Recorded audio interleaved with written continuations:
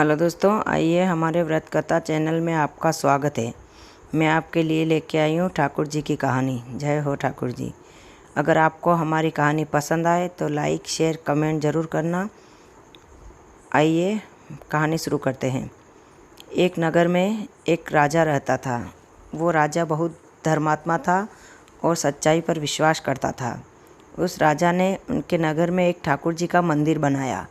ठाकुर जी का मंदिर बनाकर एक पुजारी को सेवा करने के लिए वहाँ पर रख लिया। वो पुजारी हमेशा ठाकुर जी की सेवा करता था। वो भी सच्चे मन से ठाकुर जी की सेवा करता था और राजा का आज्ञा का पालन करता था और उसे राज में बैठता था। तब उसके पास जाकर न्याय की बात सुनाता था और जो न्याय का रास्ता था वो ही उस राजा को दिखाता था। तब उसे बहुत विश्वास हो गया। उस पंडित को और राजा को पंडित से दोनों पर एक दूसरे पर भरोसा करते थे। एक दिन का समय था। राजा के घर पे एक पुत्र ने जन्म लिया। पुत्र धीरे धीरे बड़ा होने लगा। उसे पढ़ा लिखा कर बहुत विद्वान बनाया और उसे एक राजकन्या देखकर अच्छे घर में उसका विवाह कर दिया। राजा की कन्या का विवाह हुआ। तब राजा ने उसे पहली ही रात में राजभवन में उसे भेज दिया।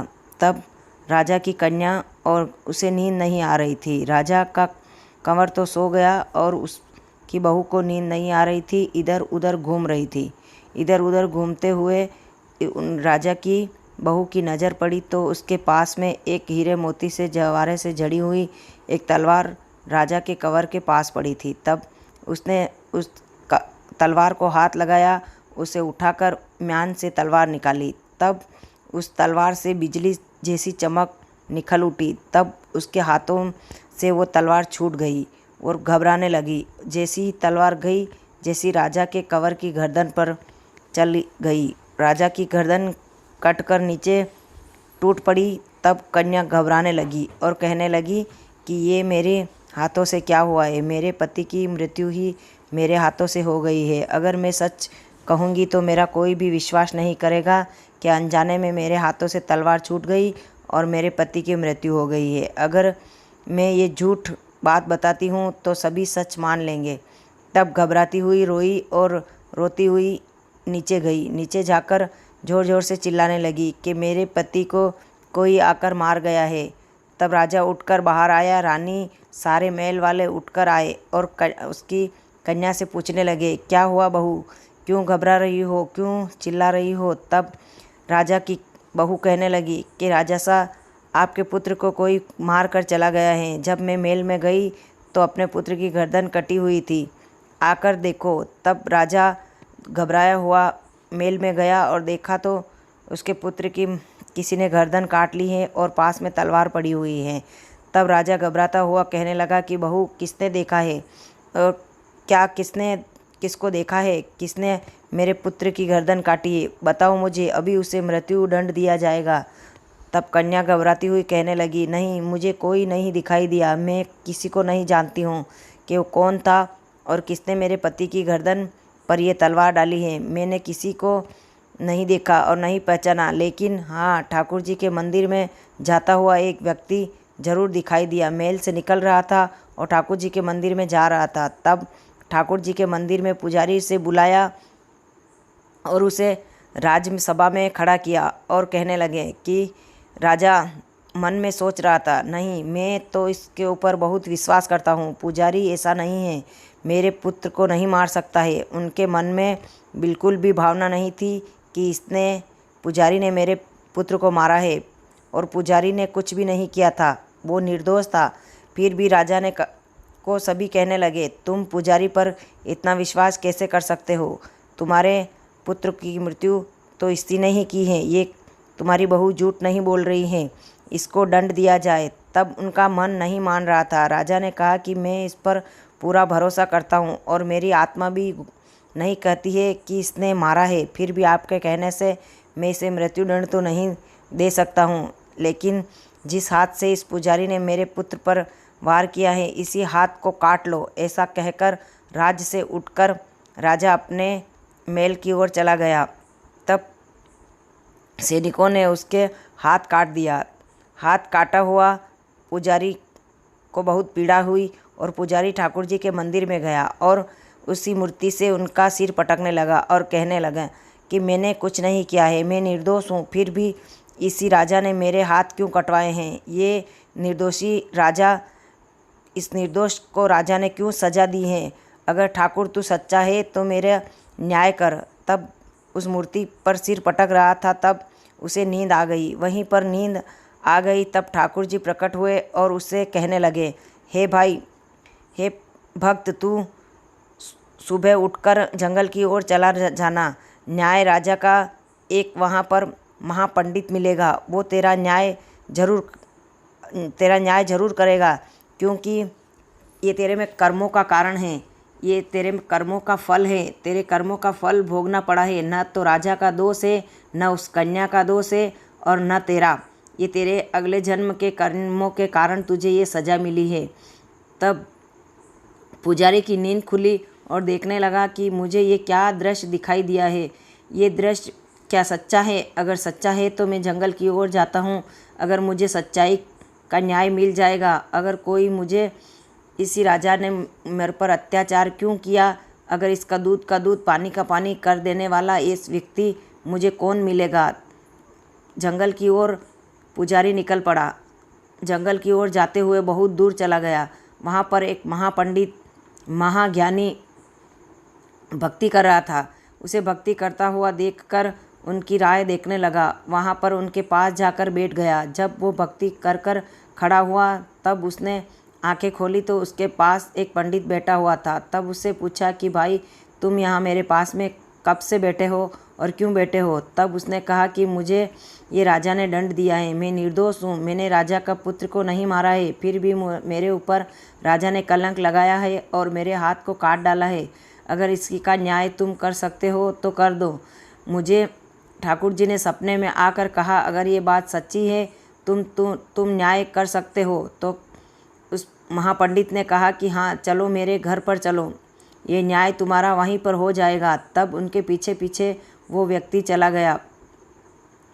पंडित उसके पीछे पीछे गया और ब्राह्मण देवता आगे आगे चलने लगे। घर पर जाकर देखा तो उसकी पत्नी उसे अशब्द बोल रही थी, गालियाँ दे रही थी और बुरे बुरे शब्द सुना रही थी। तब वो कहने लगा कि ये महापंडित है, ये मेरा क्या न्याय करेगा और इसे क्या दिखाई देता है जो ये मुझ पर क्या दूध का दूध और पानी का पानी करेगा। इसके घर में तो इसकी पत्नी ही इसे देख नहीं सकती है, दो आंखें से इसकी पत्नी इसे देख नहीं सकती है। इसके घर में घुसने से पहले इसकी पत्नी ज़ोर ज़ोर से चिल्ला रही है, मेहमान आने का भी इसे कोई कदर नहीं है, गालियाँ दे रही है। तब भी ये पंडित उनकी गालियों को सुन नहीं रहा है, नज़रअंदाज करता हुआ जा रहा है। फिर आगे जाकर उसकी पत्नी फिर से आसन पर बैठ गया। आसन पर बैठकर कहने लगा कि भाई सुनाओ, तुम्हारा क्या हाल है, तुम्हें क्या समस्या है, तुम्हारी समस्या का कारण तुम बताओ। तब वो कहने लगा, मैं तो पंडित जी, मैं तो मेरी समस्या लेकर आपके पास आया था, लेकिन आपके घर में तो आपकी पत्नी ही आपका समस्या का कारण है। अगर आपकी पत्नी इतनी ज़ोर ज़ोर से चिल्ला रही है, गालियाँ दे रही है, फिर भी आप क्यों नहीं सुन रहे हो, उसकी बात को नज़रअंदाज क्यों कर रहे हो, अपनी पत्नी को डांट क्यों नहीं रहे हो, फिर भी राजा का क्या न्याय करोगे। तब उस पंडित ने कहा, आप तो मेरी बात सुनोगे या तुम्हारी बात पहले बताओगे। तब उस पंडित ने कहा, नहीं प्रभु, अगर तुम सच्चे हो तो पहले तुम्हारी बात सुनाओ। तो उसकी बात सुनाने लगा। पंडित ने कहा कि तुम्हारी बात पहले सुना दो, मेरी बात तो फिर बाद में कही जाएगी। तब ब्राह्मण देवता उनकी बात सुनाने लगा कि मैं अगले जन्म में मैं एक कौवा था और मेरी पत्नी वो हिरनी थी। उनके हिरनी के मोर में फोड़ा फुंसी हो रहे थे, फोड़ा फुंसी में कीड़े पड़ रहे थे। मैं कौवा था, मैं डाल पर बैठा हुआ देख रहा था, उनकी फोड़ा फुंसी में कीड़े पड़ रहे थे, तो मैं मेरी चोंच से उसके फोड़े के अंदर जाकर वो कीड़े खा रहा था। एक दिन कीड़े खाते खाते उसकी नस पर मेरी चोंच लग गई, उसे बहुत दर्द हुआ। उसकी चोंच मेरी चोंच उसके नस में फंस गई। मैं धीरे से निकालने लगा, फिर उसे बहुत दर्द हुआ। दर्द के कारण वो सह नहीं पाई, उसकी भी मृत्यु हो गई और मेरी भी मृत्यु हो गई। हम दोनों फिर से अगले जन्म में वो मेरी पत्नी बनी और मैं उसका पति, तो वो उसको दर्द मैंने दिया। मैंने तो जानबूझकर उसको दर्द नहीं दिया। वो कीड़े खाने के लिए मैं उसको चोंच मारता था, लेकिन उसने ऐसा सोचा कि ये मुझे जानबूझकर चोंच मार रहा है, इसी कारण ये मुझ पर गालियाँ देती रहती है और मैं इसको नज़रअंदाज करता रहता हूँ। अब तुम्हारी सुनाओ, तुम क्या सुनाना चाहते हो। तब पंडित अपनी बात सुनाने लगा कि मैं राजा का निर्दोषी हूँ, मैंने उसके बेटे को नहीं मारा है। उसके बेटे को किसने मारा है मैं नहीं जानता हूँ, फिर भी मुझ पर ये कलंक लगाकर मेरे हाथ को काट डाला है, इसका न्याय करो। तब उसने कहा कि तुम्हारा दोष नहीं है और राजा का भी दोष नहीं है, न दोष कन्या का है। उस कन्या अगले जन्म में एक गाय थी और ये कंवर जो ये हत्यारा था, इसने ये कसाई था, ये गाय को काटने के लिए जंगल की ओर जा रहा था और तुम महापंडित थे, उस जंगल से वहाँ से गुजर रहे थे। तब उसने पूछा कि क्यों पंडित जी, आपने उस गाय को देखी है क्या। तब आपने लंबा हाथ कर कर गाय की तरफ इशारा किया कि हाँ, गाय इसी तरफ गई है। इसी कारण कसाई ने जाकर उसी खटार से उस तलवार मारकर उस गाय की गर्दन को काट ली। गर्दन धड़ से अलग हो गई। इसी कारण इसी जन्म में वो गाय उसकी पत्नी बनी और वो कसाई राजा का कंवर बना। उस कसाई ने अगले जन्म में उसकी गर्दन उड़ाई थी, इसीलिए उसने गलती से भी रानी उसकी पत्नी बनी। फिर उसने बिना गलती के कारण ही गलती से ही उसकी गर्दन पर तलवार छूट गई और रानी हत्यारी हो गई और उसने उसके ऊपर हत्या नहीं लेने के कारण उसे तुम्हारा नाम ले लिया। इसी कारण तुमने उस हाथ का इशारा किया था कि इसी तरफ गाय गई है, इसी तरफ भगवान ने तुम्हारा हाथ कटवाया है। ये तुम्हारे कर्मों की सज़ा है, न तो किस गाय का दोष है, न उसी कसाई का, और न राजा का बेटे का, और न राजा का, किसी का दोष नहीं है। ये अपने अपने कर्म के फल हैं।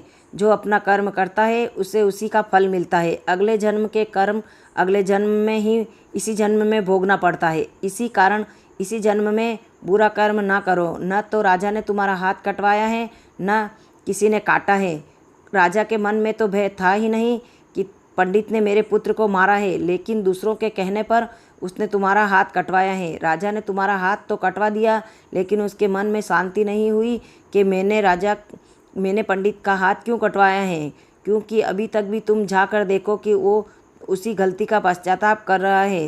राजा के नगर में वो पंडित लौट गया और राजा को देखा तो वो नगर के बाहर बैठकर अपने गलती का पश्चाताप कर रहा है। न भूख से प्यास से विलप रहा है, न उसने उसी दिन से खाना खाया है, न पानी पिया है, न अपने महल में प्रवेश किया है। जाकर पंडित उसके पास गया तो उसको हाथ जोड़कर माफ़ी मांगने लगा कि मेरे मन में तो कभी भी ऐसा आया ही नहीं है कि पंडित ने मेरे पुत्र को मारा है। न जाने मेरे पुत्र को किसी ने मारा है, पर मेरे कर्मों के कारण मैंने उस ब्राह्मण पर अत्याचार किया है। इसीलिए मैं इस कर्म को यहाँ भोगने के लिए बिना खाए पिए यहाँ पर अपनी गलती का पश्चाताप कर रहा हूँ। तब उस पंडित ने जाकर राजा को उठाया और घर पर मेल में ले गया। मेल में ले जाकर उसे खाना खिलाया, निलाया, धुलाया और उसे अपनी सारी बात उस महापंडित की उसे सारी कथा सुनाई और उससे माफ़ी मांगी।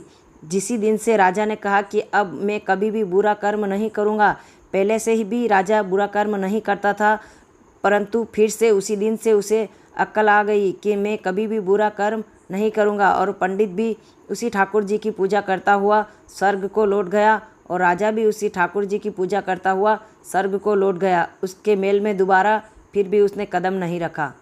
जय हो ठाकुर जी भगवान की जय हो। अपने कर्म और धर्म की सच्चाई के राह पर दिखाने वाले ठाकुर जी की जय हो।